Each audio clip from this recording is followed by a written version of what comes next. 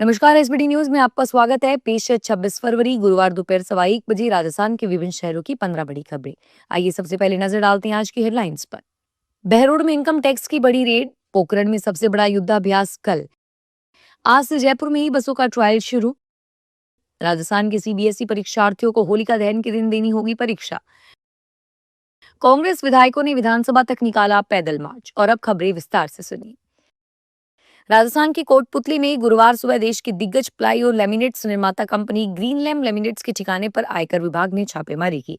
कार्रवाई इतनी गोपनीय थी कि किसी को भी खबर नहीं हुई।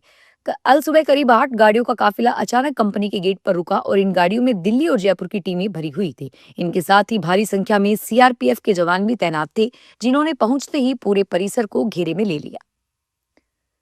राजस्थान के जैसलमेर जिले में पोखरण फील्ड फायरिंग रेंज में शुक्रवार 27 फरवरी को भारतीय वायुसेना का अब तक का सबसे बड़ा युद्धाभ्यास वायु शक्ति 2026 आयोजित किया जाएगा। यह अभ्यास अपनी भव्यता और सामरिक क्षमता के प्रदर्शन के कारण ऐतिहासिक माना जा रहा है। इस आयोजन की विशेष बात यह है कि देश की राष्ट्रपति और सशस्त्र बलों की सर्वोच्च कमांडेंट द्रौपदी मुर्मू पहली बार स्वदेशी लाइट कॉम्बैट हेलीकॉप्टर प्रचंड में उड़ान भरेंगी। यह अवसर भारतीय रक्षा क्षेत्र में आत्मनिर्भरता की दिशा में पहला कदम है।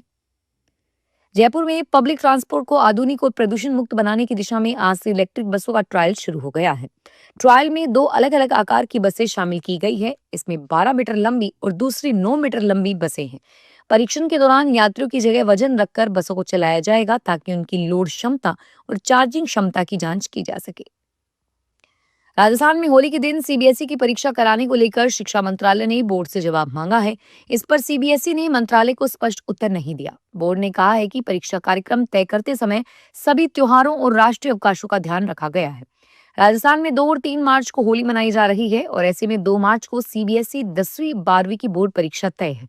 इससे राजस्थान के हजारों बच्चों को होलिका दहन के दिन परीक्षा देने को मजबूर होना पड़ रहा है।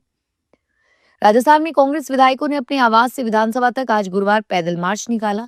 इस दौरान नेताओं ने अमेरिका से ट्रेड डील के देश के हितों से समझौता करने के आरोप लगाए।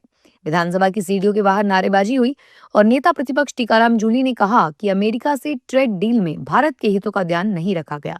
अमेरिका के दबाव में कृषि क्षेत्र और डेयरी का सामान भारत आएगा, जिससे हमारे किसानों को नुकसान होगा।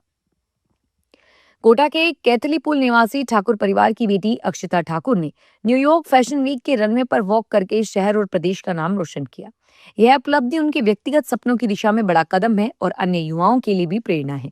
न्यूयॉर्क सिटी में आयोजित यह फैशन वीक दुनिया के प्रमुख फैशन आयोजनों में से एक माना जाता है। यहाँ अंतर्राष्ट्रीय डिजाइनर्स और मॉडल अपने नई कलेक्शन को पेश करते हैं। इस मंच पर वॉक करना किसी भी मॉडल के लिए महत्वपूर्ण उपलब्धि होती है। सोशल मीडिया की दुनिया में प्रधानमंत्री नरेंद्र मोदी ने एक ऐसा कीर्तिमान स्थापित किया है जिसे अब तक दुनिया का कोई भी अन्य राजनेता नहीं छू सका है। गुरुवार 26 फरवरी को पीएम मोदी की इंस्टाग्राम फॉलोअर्स की संख्या 100 मिलियन के ऐतिहासिक आंकड़े को पार कर गई है और इसी के साथ वे इस प्लेटफॉर्म पर 100 मिलियन क्लब में शामिल होने वाले दुनिया के पहले वैश्विक नेता और राजनेता बन गए हैं।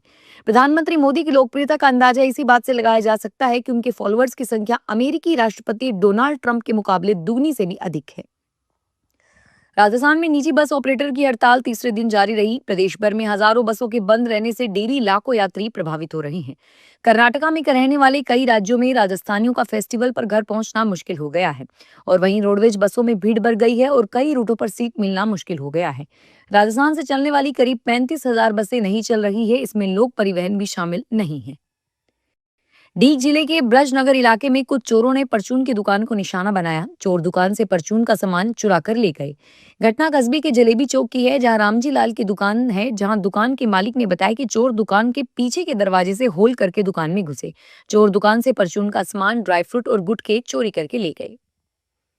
दिल्ली के रोहिणी सेक्टर 26 में रहने वाले चांदनी कुमारी ने घर का पुराना सामान बेचते समय एक लोहे की अलमारी भी कबाड़ में दे दी। जल्दबाजी में उन्होंने अलमारी के लॉकर की जांच नहीं की। उन्हें जरा भी अंदाजा नहीं था कि उसी लॉकर में करीब 10 लाख रुपए के सोने चांदी के गहने पड़े हुए हैं। अगले दिन जब सेक्टर 16 की कबाड़ी ने अलमारी खोलने की कोशिश की तो उन्हें अंदर एक स्टील का डब्बा मिला।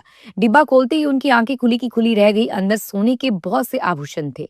जब उन्होंने परिवार से संपर्क किया तो परिवार को पता चला कि उनके गहने सुरक्षित मिल गए हैं, तो वे हैरान रह गए। जालोर की बेटियां अब खेल के मैदान में भी अपनी प्रतिभा का परचम लहरा रही हैं और इसी कड़ी में जालोर की होनहार खिलाड़ी हिमानी वैष्णव का चयन राष्ट्रीय वुशु प्रशिक्षण शिविर के लिए हुआ है।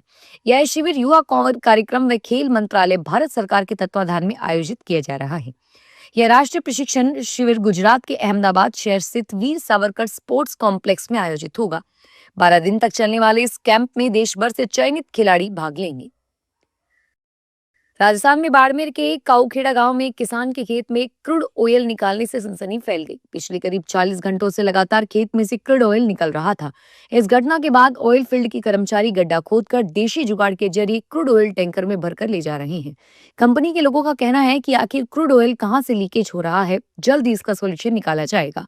दूसरी तरफ खेत मालिकों का कहना है कि ऑयल फील्ड के आसपास कहीं ज्वलनशील गैस है तो कहीं ट्यूबवेल में पानी के साथ क्रूड ऑयल निकल रहा है। चित्तौड़गढ़ में टीचर के सोने मकान में मैकेनिक बनकर घुसे बदमाश लाखों का जेवरात और कीमती सामान ले गए। लग्जरी कार से आए चोर घर का टूटा हुआ ताला भी साथ ले गए। टीचर माया जोशी ने बताया कि दोपहर को जब वह घर लौटी तो गेट के पास एक काले रंग की लग्जरी कार खड़ी थी। गली में मुड़ते ही उन्होंने देखा कि दो युवक उनके घर से बाहर निकल रहे थे। कार में पहले से एक व्यक्ति बैठा हुआ था। पूछताछ करने पर युवकों ने खुद को एसी मैकेनिक बताया और घर के अंदर पहुंचने पर ताले टूटे हुए मिले और सामान बिखरा पड़ा था। तब उन्हें चोरी का एहसास हुआ। गुरुग्राम के फरूक नगर डाबोदा रोड पर 1.5 किलोमीटर लंबे हिस्से में व्यापक अतिक्रमण हटाओ अभियान चलाया गया।